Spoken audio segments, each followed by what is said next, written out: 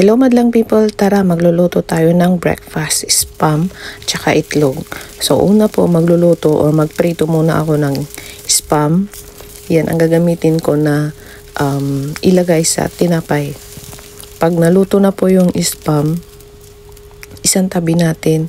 Tapos ang sunod nating lulutuin is yung itlog. Maglagay tayo ng butter sa kawali.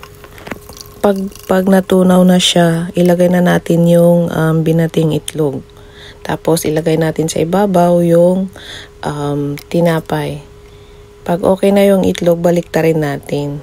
Tapos ipapatong natin yung spam. Maglagay tayo ng ketchup, lettuce. Tapos kung may cheese kayo, pwede nyo siyang lagyan. Ulitin lang yung procedure o paraan ng pagluluto para sa susunod na batch ng ng breakfast ng iyong tinapay.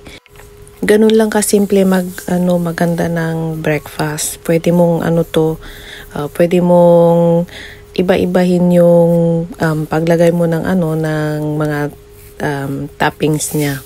Ayan, kainan na po.